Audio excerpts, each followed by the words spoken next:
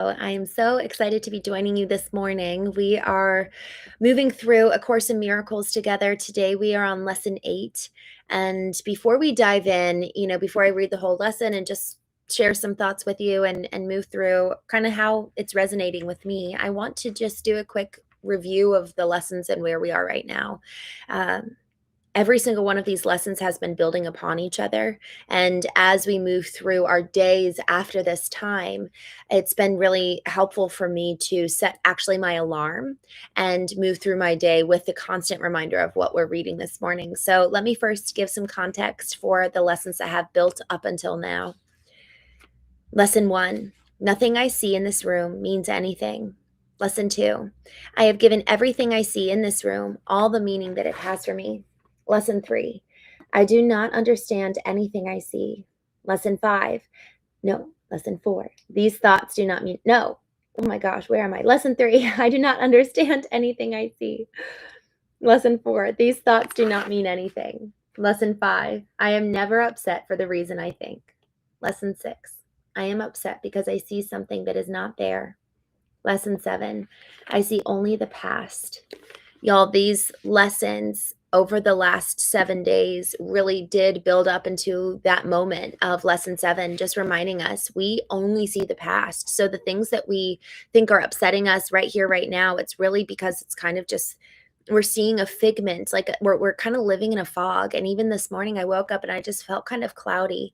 And so I took time to get vertically aligned because this time in the morning is really our time to reorient our compass, have it pointed north. Who do I want to be? What are my ideals? Who does God say that I am? And in that process of reorientation, we come into the present moment. Otherwise, the past truly does blind us from being able to see here in this present moment. So with that, I am going to dive into lesson 8, and we're just going to read through that together. Lesson 8, my mind is preoccupied with past thoughts. This idea is, of course, the reason why you see only the past. No one really sees anything. He sees only his thoughts projected outward. The mind's preoccupation with the past is the cause of the misconception about time from which your seeing suffers. Your mind cannot grasp the present, which is the only time there is. It therefore cannot understand time and cannot, in fact, understand anything.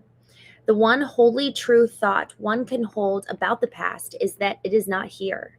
To think about it at all is therefore to think about illusions. Very few have realized that what is actually entailed in picturing the past or in anticipating the future. The mind is actually blank when it does this because it is not really thinking about anything. The purpose of the exercises for today is to begin to train your mind to recognize when it is not really thinking at all. While thoughtless ideas preoccupy your mind, the truth is blocked. Wow. Recognizing that your mind has been merely blank rather than believing that it is filled with real ideas is the first step to opening the way to vision. The exercises for today should be done with eyes closed.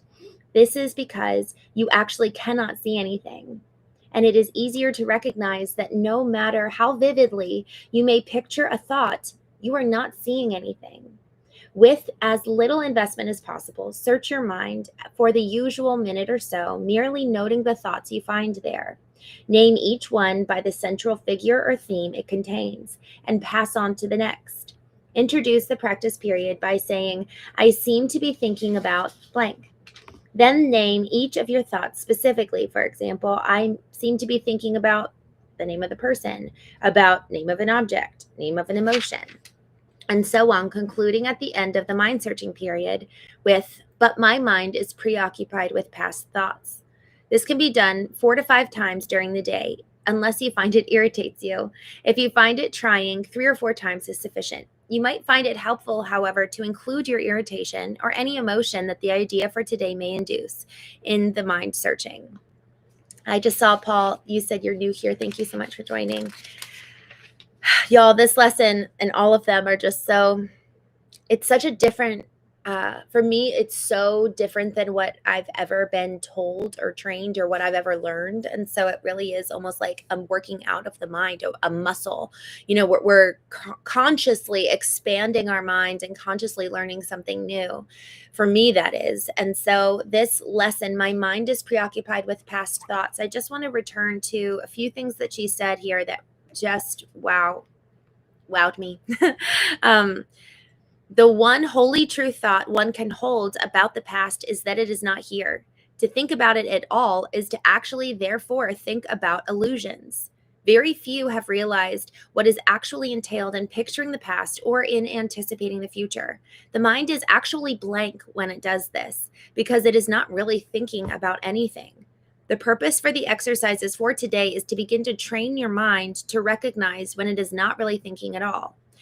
Y'all, it's wild. It's if we're thinking about the future or thinking about the past, that's where our mind is kind of blank. That's the whole point that she's making, which is wild because it's illusions. It's not here. It's not now. This is real. This book with you, this moment in time is real. And I'm sure at some point she'll debunk that too. I don't know how, but I'm sure she will. What I just am really struck with is that how much the past has so much control over us. I knew that it did, but not to this point.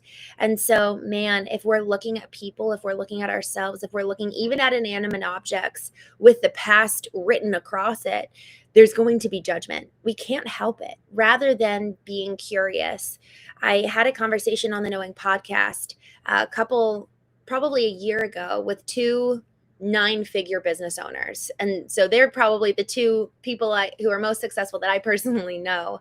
And they both said curiosity was the thing that was probably one of the most important traits that they could possess, because if you aren't being curious, you're not open and you can't learn something new. You can't try something new. And if you're coming from a place of judgment, you're actually really going to debilitate yourself from being able to move forward into ideation, which is effectively like taking an idea and building upon it. And so curiosity, I feel like, is really something to pursue here. So what we're supposed to do is close our eyes and just analyze our thoughts. What are we thinking about it and how are we feeling? And then as we name it, say, I seem to be thinking about insert blank. And then, but this is the lesson, but my mind is preoccupied with past thoughts. So I'm going to be doing this if we even want to do it together. But before I do, I just saw on YouTube, I'm live on a couple different channels. And I just saw your comment here. I have family members who talk about what went wrong and give 10 excuses why they can't do something to improve a situation and not one reason why they can do something. Past thoughts. Wow. That is so honest. I really, really appreciate you saying that. There's something there's something around, there's a couple different directions here with what you just shared. I think that there's something, I shared this the other day. There's something about preventing the evolution of growth in other people when we assign the past on them. And also for ourselves. Like if we're trying to grow in a certain area and the past, we just keep repeating the past. Well, I haven't been able to do it yet. So what makes me think I'm going to be able to do it now? Versus really just letting the past be in the past and truly coming into the day brand new. Like, what can I do today? What's possible? Because there's also something around, this is so interesting. I think that this is actually where gentleness comes in. If we're coming from a place of judgment, we're not curious about what we can do today. And we also are being harsh with ourselves or other people about who they were and how they were in the past. Man, when I first went through my time of loss, I really needed extra padding. Like I needed extra grace from people because I was so thin. But if people had taken and built data around me and then solidified this is who I am and then never gave me freedom to evolve, that would have been so damaging and that would have been so hard. So freedom to evolve for ourselves really begins from this place of curiosity, and I think coupled with gentleness, just really having so much grace for what was. I've been talking about the mind a lot with someone in particular. I'll do one-to-one knowing You could call it coaching, but I really like calling it more so caretaking. I think a lot of us need actually to be taken care of. And so that's how I view this time. And, she's really been struggling with controlling her mind. Well, so much of her mind is filled with the past. And so if we learn to train our minds to be here and now, to be present in this moment, and to recognize even the freedom that is being able to move in a different direction and choose a different path. Man, isn't that just so encouraging to recognize the freedom that is ours? Look to Jesus. Thank you for joining. I love the name of your handle, King Jesus. Love that you're here. Good morning. Um, y'all, there's a lot here. We get to choose.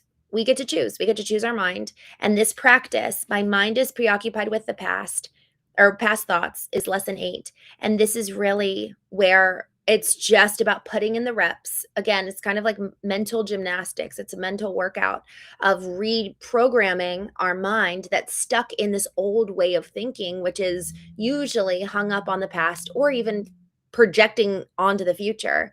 And either way, it's not here and now. And so it's a mental practice that when we find ourselves daydreaming about the past and also getting anxious as a result, that's a good sign for us to say this lesson. My mind is preoccupied with past thoughts. And even with intention, I want to do this 3 to 4 times a day, taking the time, setting my alarm to do this for 1 minute, just searching my mind, closing my eyes, searching my mind, searching my heart. What am I thinking about? Okay, my mind is preoccupied with past thoughts, and then releasing them and letting them go so that they don't hold power over us. Kevin, thank you so much for joining. I completely agree. We all need care. And frankly, I think that we need to pursue it more and ask for it more. If we're waiting for someone else to show up and give it to us, I actually had this realization a couple weeks ago. I need to proactively give myself TLC before I need it. Because by the time I need it, I'm already running on depletion and people have probably already suffered as a consequence. So I need to be proactively giving myself the time, attention, care. And usually that's through my time in the morning vertical alignment. So um, I I love, Kevin, what you said. Brain training is needed to overcome weakness, morning routines and discipline. I love that. So I completely agree. I'd actually love to hear, Kevin, what you do in your mornings. One of my big themes for this year is discipline. I know that I need to become more predictable, and the predictability on the other side of that, on the other side of the discipline, is peace. And it allows for relationships that are steady and consistent. Our nervous system needs consistency. It actually needs a sense of predictability. And so I'm excited to grow in that today.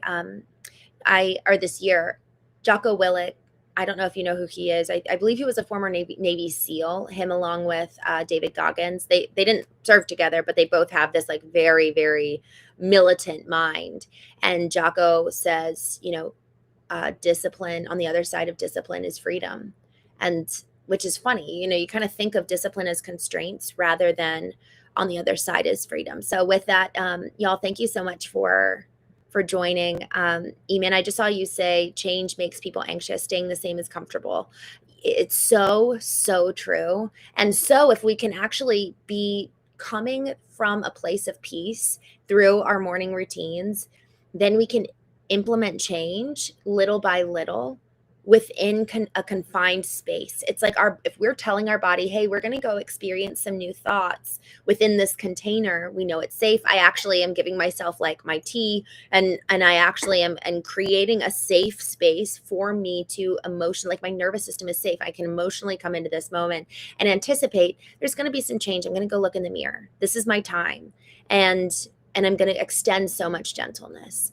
People, to your point, Eman, people choose the certainty of misery rather than the uncertainty of a better outcome. So I just saw, hi, MJ, thank you so much for joining. I'm so glad you're here. Marty, thank you for coming on here. Adrian, Kevin, you said your morning routine is morning yoga, no news, social media or phones for the first half hour of the day. I love that. Tune into yourself before anything else. Y'all, this is so good. I completely agree. Tune into yourself. Give yourself the chance to speak to you. How are you doing? Honor you through giving yourself the time and space to check in before adding on everyone else's opinions, everyone else's expectations, obligations. You're worth it. So with that, Alvin, thank you for joining on here. Hyperslav. Guys, have a wonderful day. Kevin says, life is so busy. We need to take time for ourselves. And we only have this one life. And minute by minute, we're building our legacy. So with that, I have to jump over to a meeting. I will talk with you all soon and have a wonderful day. I will see you tonight on The Knowing Show.